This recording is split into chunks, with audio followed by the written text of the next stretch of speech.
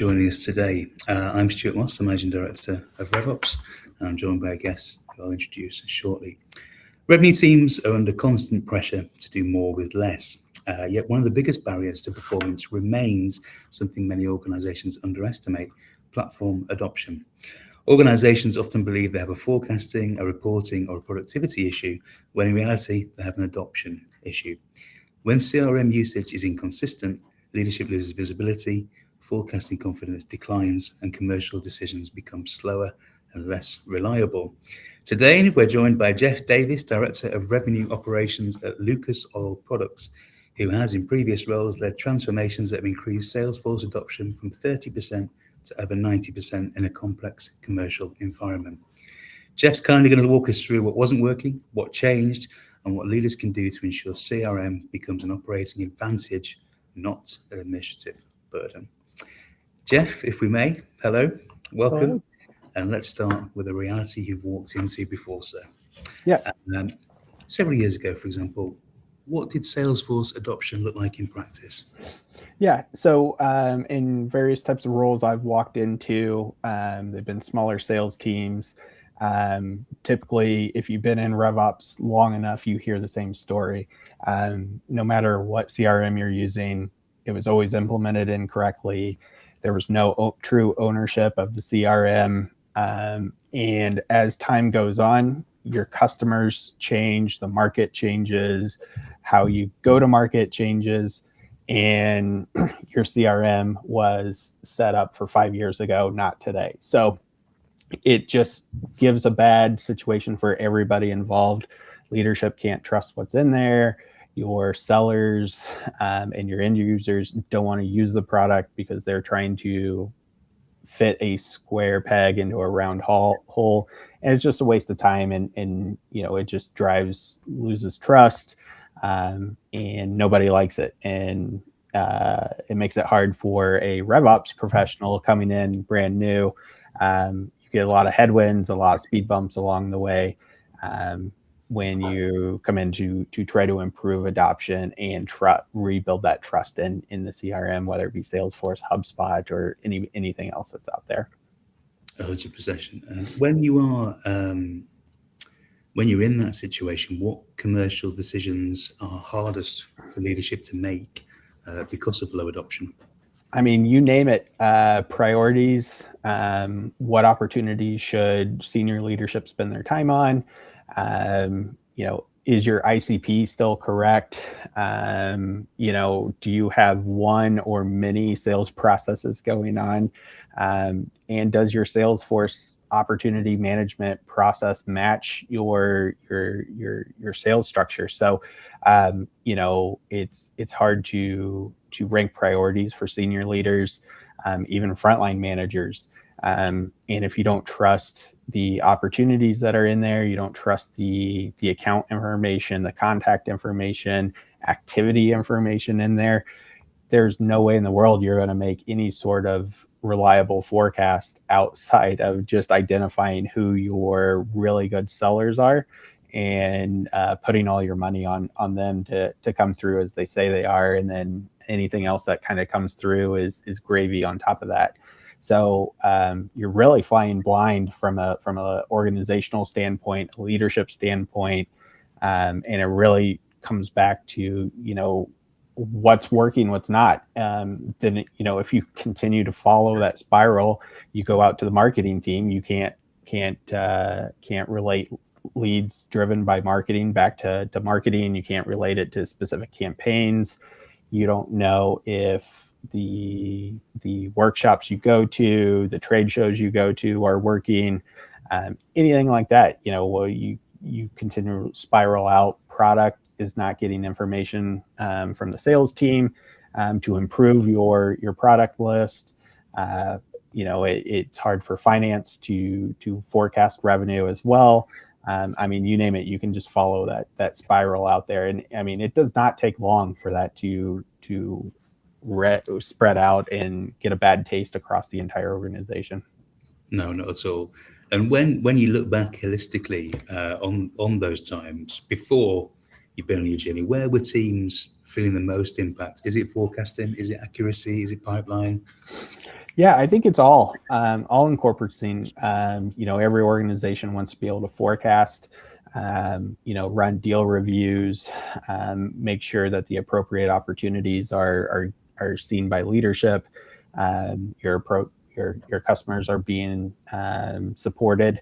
I think you can also kind of tie it back to reps themselves. What kind of behaviors are they doing? They say, hey, I'm filling out these required fields to advance the opportunity. But if it's not being reviewed or that there's no actions being driven off of it, that breaks trust within the individual users. From that standpoint, when you hire new reps, new managers, they're driven in, and the first thing they hear is, hey, CRM sucks. It doesn't work, all that stuff.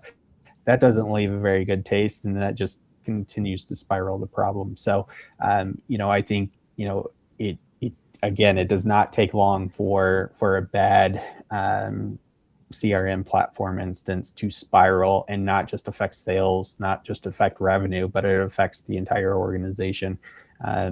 If you don't have clean information being passed back and forth to forecast, to try to predict, headcount growth and when and where. It even makes building goals impossible because, again, you're just guessing. So yeah, I mean, another loaded, kind of cop out answer here, but everything. So we've got a good few guests on this webinar, mainly because we positioned it as the antidote to the root causes of low adoption. So I have some questions that I hope resonate. So when we talk holistically and without naming names of companies, why weren't reps in previous lives that you've had adopting the platform, and what were the real behavioural or workflow barriers? And you've mentioned obviously coming into a negative environment, but anything further along from there? Yeah, I think I think it comes down to sales processes, sales methodology. Every organization I've worked for has one or has a mix of several out there. You look at all of them, essentially they're the same foundation, different names, different acronyms. But if your CRM platform doesn't follow what you're training your reps on how to sell, if it doesn't align perfectly, doesn't match, doesn't follow the same steps, doesn't have the same language as your training materials, you're just setting up for success or for failure there. The other thing is, again, you'll have reps in place who have been successful and are currently successful. So they kind of a lot of times will have the mindset of, hey, my process isn't broken. I'm hitting goal. I'm surpassing goal every quarter, every month, all that. So from a RevOps professional, you've got to sell and show them how it's going to further enhance them and make them efficient and make them more money, make them, go past their goals and targets even more, and also how it benefits their customers. The most successful reps that I've partnered with and worked with have a number one care of taking care of their customers. So that's another position, is you show them that window and that view. And I think that's often overlooked, because when you talk about CRM with end users, they're just like, oh, it's just another place for me to copy and paste an email into, or put a meeting agenda into. It's not going to benefit anybody. It doesn't help. So I think by showing them that light, how it can help them, keep them more organized, keep them on track, and I said, further service and take care of their customers is really how you get them to buy in. It's not a barrier, right? It's an enhancement. Correct. So when we look back, any assumptions that leadership have made initially about the problem that turned out to be incorrect? Yeah, I think, if your goal is CRM adoption, I think the number one mistake that I've seen many organizations make is, hey, enter in all your closed won opportunities. And and put that as part of, whether it's a KPI, award system, what have you. The thinking there is, hey, if I log every single closed won opportunity, I'm going to eventually drive adoption. No, the side effect of that is every deal I get signed, that's when I'm putting in. So you have 100% close rates, you have 2-day close times, when that's not the reality. So I think, rewarding the team for using the tool for the wrong reasons can have negative impacts as well. I also think, like I said, if there's no true owner of the CRM platform, it's really hard to create an environment that is, enticing users to engage with it, interact with it. One of the things that I tell my users is, hey, when we make changes in Salesforce, when we roll something new out in Salesforce, I'm challenging you to break the system, because I promise you there's nothing in there that I can't go back and undo and fix for you, unless you mass delete it. Once you delete it, then it's gone, and I can't help you there. But I think including the team involved in when changes are made, when we do rollouts, ensuring that we're aligned, I'm speaking the same language, they're understanding what I'm trying to say, or do I have to change my messaging to the team to better adopt it? So I think identifying those folks that can help you out from a RevOps perspective, will continue to drive and increase that adoption.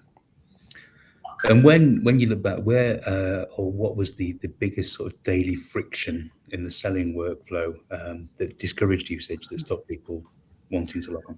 Yeah, I think, like I said, the disconnect between the sales methodology and sales process that each organization wants to push down on the team. If you don't have a system, whether it be opportunity stages, exit criteria, goals and objectives for each stage, if that doesn't align to your sales methodology, then what's the point? It's just, undefined, wild west out there. Everybody just kind of entering in something to be able to advance their opportunity forward, or close it out. Like I said, the hardest thing is, change. Nobody likes change, even myself. It's really hard. But I think if you're able to present it to your team as a, hey, I'm approaching this with an open mind. I'm ready for you to tell me something's not working or you don't like it.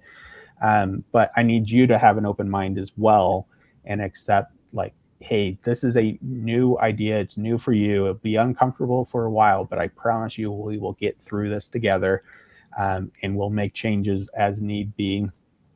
That really helps. So the day-to-day friction is, hey, am I logging into the system every day? Am I trying something new to drive the business forward? But I think as long as you can mirror it back to your sales methodology, what your sales training, and with that kind of end goal in mind to make everyone's lives easier, to better support your customer, have more strategic conversations with your customers and your prospects, to speed up the sales cycle, and to give internal resources in early insights when something might be coming into their queue for help, whether it be legal, product, marketing, anything like that.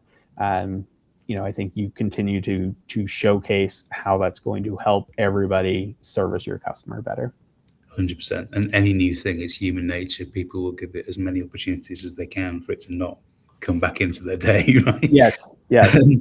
So when we look at adoption, adoption wasn't just a technology issue. It was a workflow and leadership alignment issue. Is that fair to say? Yeah, I think it's all encompassing. Yes. Perfect. Now, the meaty part, the good part. What changed? What were the first I guess, leadership or operational actions you took that actually shifted behavior? And you have referenced some of them then, I know, but it just Yeah, I think number one, most of the sales teams I've supported have been, 50 individuals or less. So it is a little bit easier to meet with the majority, if not all the end users, to understand what their daily workflows are. Like I tell them day one, my goal today is not to sell you on Salesforce, to sell you on CRM. My goal today is to understand how you operate. And I think as you interview or do ride-alongs with your end users and understand what their daily workflow is, you'll find that there's 80 to 90% overlap across all the individuals. So when you find that eliminates a huge barrier from a RevOps professional to try to drive adoption, because you can confidently say, hey, I've met with everybody on the call here. This is what I've heard everyone say, and here's how we can accomplish this from a Salesforce CRM adoption perspective. Two is, those things that, maybe rep A does, but rep B doesn't do. Then you can go to sales leadership and say, like, hey, I don't know if you've known this or not, but this is what I uncovered. What do we want the team to do? Do we want to do what rep A is doing? Do we want them to do what rep B is doing? Or do we not want them to do either one of those things? And two, how do we kind of change that behavior over time? Because you're not going to just flip a switch and everyone all of a sudden adopt it. So I think I think when you're able to interview your end users, even if it's not everybody, you start building credibility with the team, understanding what their pain points are, what they're trying to do for their customers and their prospects. But you're also including them in the process as well. They're helping you design the process. It's not one person; it's a team, collective environment. So like I tell the team, like, hey, if you're doing something you don't like, tell me why you don't like it, and we'll do our best to avoid it. But if there's a real business case for it, then we might have to keep it in, and I'll explain that to you as to why it's being collected. So I think, including your end users in there, I think meeting with management, whether it be frontline leaders or senior leadership, the executive team, what have you, also understanding what they're looking for, what kind of reporting, dashboarding are they looking for? When should what kind of early alerts can you give that team to when there might be a problem, whether a deal is slipping, whether a rep needs help with a deal, things like that, and understanding what they're looking for. Because again, RevOps, we're here to make everybody's lives easier and more efficient to service our customers and our prospects. So I think getting your end users involved is crucially needed. Also, by doing that, you're able to understand, all right, this person is giving me a lot of feedback, but they're not going to be a person who's going to cheerlead for CRM adoption. This person leverages Salesforce. They really love it. They've got a good connection with the team, so they're going to be a cheerleader for adoption as well. So kind of leverage those types of individuals to kind of spread the word, like, hey, I was able to close X amount of deals 20% faster with a 20% increase in contract value, and it made it super easy to get the marketing support I needed for this. Building out those wins and those showcases, but I think also you've got to be realistic and kind of showcase the things that aren't going well and explain why they didn't go well and what we're doing to make that change to improve that part of the process. We've taken your feedback on board, and that bit isn't so great, and this bit is what we're going to do. Yep. If I can touch on that, Jeff, because you mentioned workflows. How did you, or do you, or have you redesigned workflows so the system, so Salesforce helps reps sell better? Yep. So we've done a lot of initiatives here recently, and even in my past. I think the biggest thing is sales meetings, whether they be face-to-face meetings or QBR meetings with customers. Incorporating that into a Salesforce workflow that gives the rep the ability to create a meeting off of a contact or an account. It makes it super easy too if I'm setting up a meeting with you, Stuart, and then you also invite, Bob to the meeting. If I'm a rep and I see Bob show up on the meeting, I don't know who they are. I can quickly, leverage my data provider, find out who Bob is, and get ready, get him a contact in Salesforce as well. Our custom meeting object that we have the ability to create an opportunity off of it or associate a current opportunity out there. So that way we can see the value of the meetings. We can tag internal resources off of it if we need product support, marketing support, legal support, whatever that case is, from that standpoint. And I think, something else that we really kind of came up with, we'll get into kind of some AI stuff later, I think. But a simple, question from one of my managers came to my desk and laid a sheet of paper on it. And it was a list of our top 50 products. And he was like, "Hey, can you tell me when the last time this customer ordered any of these products were?" And leave the blank next to it. And it makes a quick, review with a customer that says, "Hey, it's been 6 months since you ordered this product. You haven't ordered this product. It's one of our good ones. What's preventing you from doing that?" So we've embedded that into Salesforce on our account pages, and things like that. So I tell my team, it doesn't matter. It could be a small idea like that where someone just hands a sheet of paper to me one day, and it's something that benefits the entire team, and go from there. So so I mean, those you can go from crazy complex workflows down to a very simple repetitive type deal.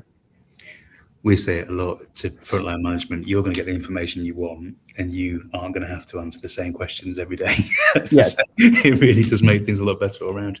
In terms of management, what governance or operating rhythms ensured adoption didn't slip back when you got to a good place?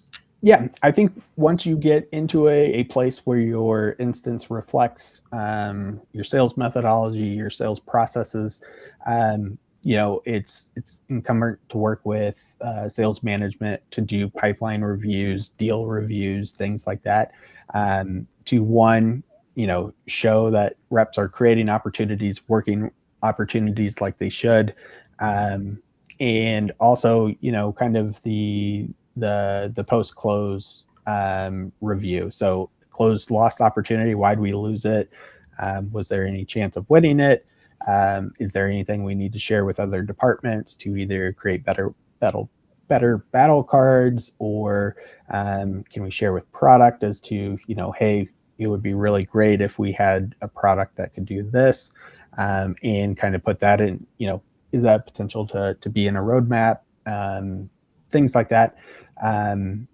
Deal reviews, like I mentioned. And I think anytime a rep shows up to a deal review and doesn't have any pipeline, they kind of start feeling a little nervous and guilty. So that kind of almost like forces them to create an opportunity and build pipeline. But I think over time you start, if you really start adopting a coaching method to pipeline reviews, then you start trusting that the opportunities created are in fact real. Exactly. And everyone's in a better place. So in terms of, we've looked at low adoption and what that looks like. We've looked at how one would change and challenge transformation. Now the really good stuff, results and measurable impact. So as adoption increased, what measurable commercial outcomes are you able to then say, this has happened because of this? Yeah. So we've seen increased forecast accuracy. So I think last year we had a 98% revenue forecast accuracy for the full year, which was really good, considering as our goal was around 95%. So we crushed that, which is great. Now we're able to kind of sprinkle that down to team and territory and individual account level. Now that we have kind of a forecasting methodology in place that we trust the data behind it. So that way reps can make smart decisions that says, all right, I'm at this point in the quarter. These accounts are looking really good. These accounts are kind of falling behind. Where can I squeeze some additional revenue from that standpoint? But I think also like just arming the reps to have more strategic conversations with customers to ensure that they are being supported in the way that they need. Kind of giving them options to say, hey, you're not purchasing these products on our top 50 list. Your competitors are. Does it make sense for you to start carrying these products? Things like that. Kind of also, it's able to give leadership the insights into headcount planning. So when's the appropriate time to start opening up a job post and recruiting and getting a bench of people lined for when we are ready to carve out an additional territory. And I think it has improved relationships cross departments, across the organization, cross-functional relationships, because we're able to give early insights to production, to product, to marketing, to legal when sales might need help, as opposed to turning everything into a fire drill. And you're arming those reps with more information to better service their customers. You're giving the customers more opportunities. It's a win-win. When people that aren't in such a mature journey as yourself, and maybe at a different stage in their adoption of a CRM tool, what early indicators told you, adoption was truly moving before headline metrics? What were you looking for? What could you see? Yeah. Changed? So I think myself, I'm the Salesforce admin, so I'm able to see when people are logging in. Once you start building that credibility and trust and adoption starts increasing, you're able to see people going from monthly logins to weekly to daily to, hey, Jeff, has this information refreshed today, to direct conversations. And then those types of conversations turn into more strategic conversations as, hey, Jeff, it would be great if I had this at my disposal when I meet with my customers. So again, you won't see this overnight. You won't see it over a few months, but slowly but surely it'll start happening. So when you're getting asked for more, that's when it's starting to move. Yes. Yes. You mentioned AI earlier on, sir. If we talk about AI, automation, future adoption, where do AI-driven capabilities genuinely reduce friction for your sellers today? Yep. So today, I will admit, I'm kind of like, I consider myself a tier 3 or 4 adopter of AI. I know it's almost limitless. You can do whatever you want. My big thing is, do we have the data to match it? So with AI, I'm kind of adopting the start small, stay in very strict guardrails. So, we started off rolling out some AI tools for the reps to be able to quickly search for a customer, to get information on that customer, and then also kind of allow AI to say, all right, based off of your past 12 months, and based off of customers like you, what are some potential upsell opportunities from a product standpoint? So that's kind of my AI piece. I'm constantly following it, but like I said, I will admit I'm kind of a tier 3 or 4 adopter from that standpoint. I think leaders need to ensure automation improves behavior rather than introducing new complexity. Yes. Looking ahead, what will separate organizations that achieve sustained CRM adoption from those that struggle? And it might be those governance things we touched on already, or it might be. Yeah, I think it's kind of what we already touched on. I believe successful organizations have cross-functional alignment and clean communication and partnerships. I think if you set that up, give the reps the ability to send out an early indicator for help from other departments, it avoids the fire drill or kind of the negative reputation of, hey, Jeff is somebody who's going to wait till the last minute to request this and then say, hey, I need a 2-hour turnaround for this type of custom marketing material or what have you. So I think that's the biggest impact there. 100%. Now, just to wrap this all up, because you've given us a lot of information, a lot of practical tips. If we had to surmise, if an organization is stuck at 40, 50%, or if you were to go into an organization again that was at 40, 50%, what are the first 3 leadership actions you need to take to move forward? Yep. Yeah, I think executive sponsorship for your CRM platform. I think whether it be RevOps, IT, a clear owner of it. And then I think also like saying, all right, what's our sales training materials look like? What kind of sales methodology do we have? And does the system align to that? I think those are the 3 big things from my standpoint. But I mean, I think equally as important is getting your end users involved and feel like they're contributing to the process to make their lives easier. 100%. And this question might just be a reverse of what you just said, but what would you think would be the biggest mistake an organization could make when trying to improve adoption? Yeah, I think it's if we're here on February 12th and myself says, all right, sales team, you've got to fully adopt Salesforce by February 13th. If it's not in Salesforce, it doesn't exist. That is the worst thing to do. You've got to give them time. Change doesn't happen overnight. You've got to kind of put yourself in their shoes.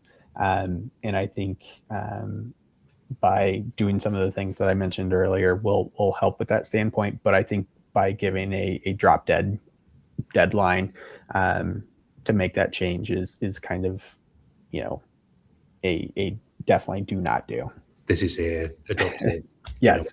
Yeah. Rather than this is the tool that's great. Yeah. Great. I think. Yeah, and I think also like, hey, what we build today is what we're going to use for the next 5 years. No, just like our reps have to adapt to the market and market changes, we have to adapt to our go-to-market process changes and how we think things work. 100%. You've said all this before, but just to hone it in for those listening, what single leadership behavior most strongly determines whether CRM adoption sticks or slides? Yeah, I think senior leadership has to prove that they're looking at what you're putting into the CRM adoption. If you're not, whether it come in one-on-ones, deal reviews, pipeline reviews, what have you, you've got to be able to show that, hey, I'm looking at this, I understand, I'm comprehending what you're putting in there. I think that is key on there. Also, as I said, don't do it a short-term drop dead, but like a goal in mind. Hey, by June 1st, rolling into Q3, we are going to do everything through the CRM platform. So start doing it now. Ask myself, ask RevOps, ask SalesOps, any sort of questions between now and then. Do we need to do a full-on team training? What kind of training materials can we give you? Things like that. So I think leadership, by showing that, hey, I'm looking at the information you're putting in there, will definitely help drive that adoption. We're invested from the top down in this tool. Absolutely. It's going to make all of our lives better. and make us a most potent sales operation. Yes. Jeff, thank you. Incredibly practical insights, powerful real-world examples of adoption done properly at scale globally. If there's one takeaway for leaders today, it's this. I think CRM performance is not driven by the system itself. It's driven by leadership alignment, workflow design, and consistent operating discipline. If today's conversation has resonated and you're looking to drive a similar adoption journey, improving CRM usage, forecast confidence, commercial visibility, all the things we've touched on today, the team at RevOps Automated works closely with organizations to design operating models, workflows, and adoption frameworks that make platforms like Salesforce stick. If you'd like to explore what that journey could look like in your organization, we're very happy to speak with you after this session. Thank you all for joining us today. We'll share the recording and follow-up resources shortly, and we hope to see you in the next session. And again, Jeff, thank you for your time. Thank you for your learnings. I'll speak to you soon. Take care. Thank you.